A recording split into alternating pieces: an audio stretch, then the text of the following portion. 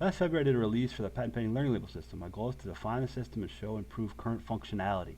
This year there were several improvements and additions with the web, Android, and Windows apps. So that'll be the focus of this video. I'm going to skip defining the system again. Last year's video did a good job with this. More than 10 minutes were dedicated to that. So this video is accessible from the main website, www.skillslabel.com. Another good introduction to the system is in the book Learning Labels, a system to manage and track skills. If you're looking for use cases, design, and vision, that's a good start. A quick briefer, I summarize what we do in our slogan: map learning and skills, map jobs and skills, and combine them to create pathways. Our system is based on a hierarchy of elements connecting learning expectations to job requirements based on skills and skill quantifiers. In this release, I'd like to focus on the new and updated applications. So let's take a look. I'm going to reference this graphic showing the apps in Google Android. All the functionality in these apps are also part of the website and mobile website applications, and most of the functionality is also part of the two Windows 10 apps. Last year, there were 3 Android apps. Each of these apps were updated and currently on a second or third edition. There are now 9 Android apps. This is significant because each app has its own interface, set of use cases, and features. I was talking to a teacher about the Android apps and got a response, well, we use Chromebooks in our school. All the above apps are designed, built, and tested for smartphones, tablets, and Chromebooks. There's even designs for smartwatches and TV menus. For practitioners, my learning labels was added. This allows practitioners to manage grading, create series, and tasking with their learning labels on the go from the app.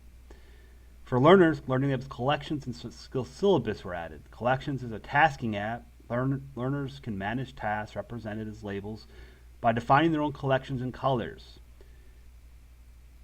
Skills emblems, a responsive learning graphic representing queued and completed work, is also part of the app.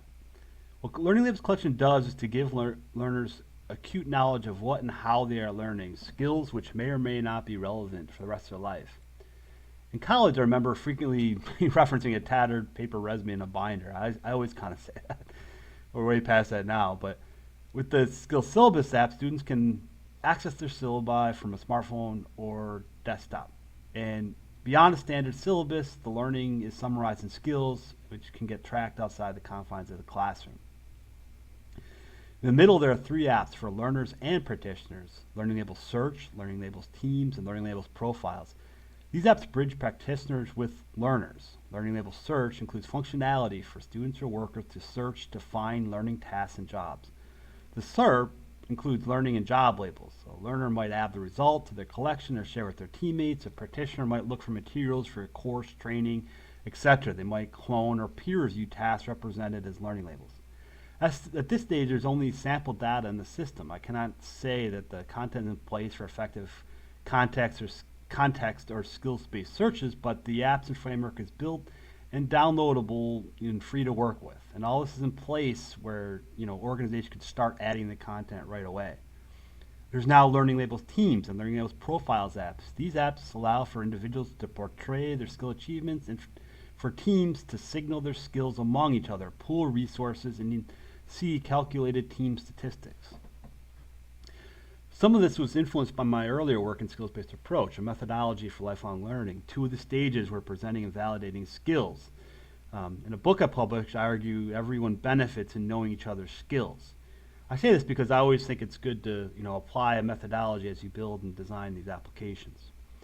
I'd also like to say now with the Learning Labels Profiles, all the elements, 5 of them, jobs, syllabus, projects, users, and learning labels, have complete websites supporting them with a unique URL. This is significant because it combines all the qualitative and quantitative information supporting the elements. Learning Labels Learner app for Windows was released. This puts together all the Learners app and the Android apps, figuring a learner is probably going to use them from a desktop or tablet. As said, not yet fully designed, but would like to work on Xbox too, hopefully, and maybe get the learning labels into games. With the website, there's now a uniform interface for managing the 5 elements. There's a separate mobile-first website interface designed for mobile and touch, and this is not simply responsive. I built the website originally responsive.